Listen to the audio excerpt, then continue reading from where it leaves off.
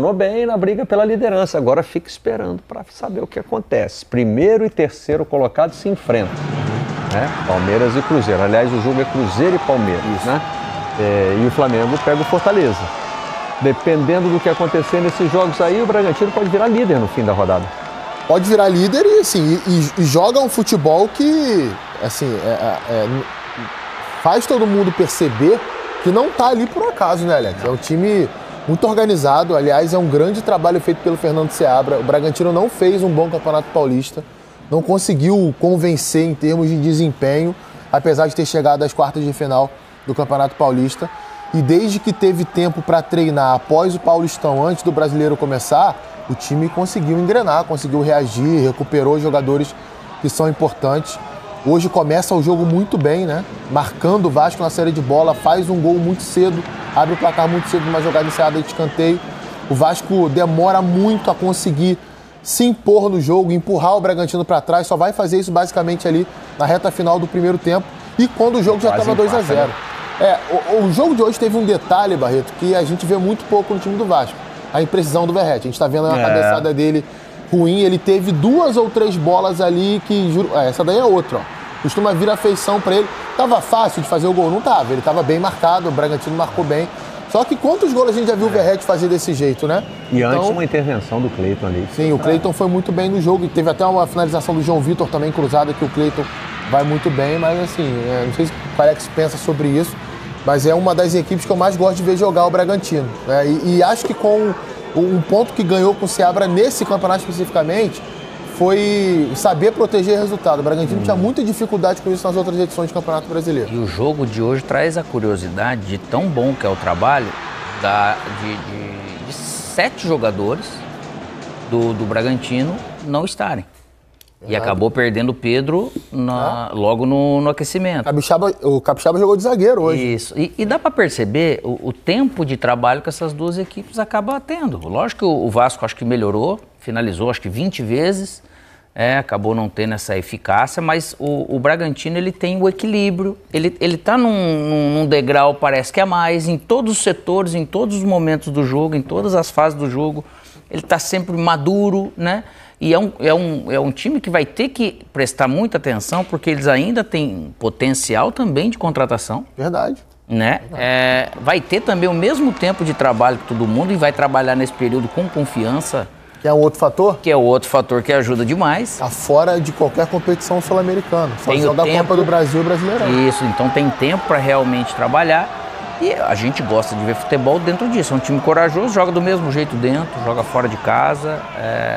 E quando você atinge esse nível, lógico, o futebol ele pode mudar de um mês para o outro, né? Mas se falando hoje desse recorte, obviamente é um time que está lá em cima na tabela, não é à toa. E de novo, agora a questão da manutenção. Passado o que eles passaram ano passado, e poder hoje já se reestruturar nesse primeiro semestre desse ano, assim, subsequente, o Júlio César, ex-goleiro, ele está lá e também tem que ser valorizado o trabalho que eles fizeram de recuperação. Porque muitos que estão aí estavam ano passado. Verdade. Né? Então, e não foram tão bem ano passado, mas o clube acreditou no potencial de reviravolta da carreira. Então, sobre essa questão que a gente fala do Red Bull Bragantino, sobre a questão de ter mais torcida, menos torcida, ter mais pressão ou menos pressão, é algo que internamente eles têm que equacionar, porque realmente é um trabalho super interessante. O Bragantino não estará isolado na pontuação ao fim dessa rodada, né? Vasco 64-36, finalizações 1-4, no alvo 1-3, escanteios 1-1 e ações na área rival 10-9.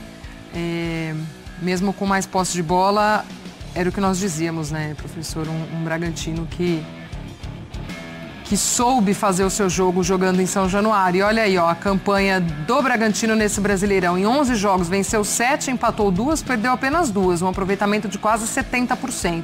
São 14 gols marcados para 8 sofridos e, neste momento, assume a liderança do Brasileirão com 23 pontos.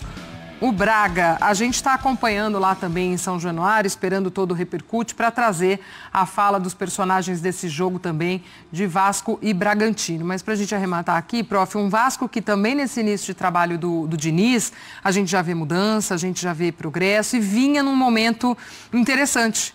E perde esse jogo em casa, e aí acho que para trazer um pouco mais O Vasco, olha, peraí, ainda tem que se ajustar aqui, tem que trabalhar ainda, né? A gente vê melhoras, né? Melhoras, porque a situação em que o Vasco estava era bem pior. Então você vê um time um pouco mais consciente, tentando ficar com a bola, trabalhar melhor. Segundo o Carlos Alberto Parreira, toda vez que a bola está contigo, você corre menos risco porque não está com o adversário. Então o Vasco tem trabalhado muito esse conceito com o Diniz. Mas esbarra em limites, né, Glaucio? Essa derrota de hoje foi uma derrota para um time mais pronto que o time do Vasco. Sim. A gente falava do Bragantino retomando a caminho de retomar os bons tempos de Caixinha, e eu tenho dado as notas para a bola de prata do Bragantino, então tenho visto sempre um time muito consistente, um adversário muito difícil. O Vasco tomou um gol que é o gol mais rápido desse campeonato brasileiro. Isso já dificulta, isso condiciona o resto da partida. A pressão da torcida, que no intervalo chegou a protestar, com aqueles gritos de que no Caldeirão é obrigação vencer, não é mole não. Vencer é obrigação, mas o futebol não é assim, né? Você tem do outro lado uma equipe que hoje, insisto, é mais estruturada que a do Vasco. O Vasco me parece num bom caminho, mas ainda não é um time pronto para você dizer que vai ganhar um jogo difícil como esse, mesmo atuando em seus domínios, onde, aliás, o Vasco não perdia há muito tempo. Essa é a 7ª derrota do Vasco em 11 rodadas do Campeonato Brasileiro. Hoje um resultado bem atípico para vocês, que é uma derrota em casa depois de um longo tempo. O que dizer desse momento? Qual o seu diagnóstico desse jogo e do momento que vocês têm vivido no Campeonato Brasileiro, já que nas Copas vocês conseguiram classificações? Cara, é difícil de analisar. Acho que eles se encontraram com os goles de entrada desde o início. A gente cometeu 2 errores, ellos fizeram 2 goles. Depois a gente criou muito. Hoje, lamentavelmente, a bola não quis entrar. Temos que seguir melhorando.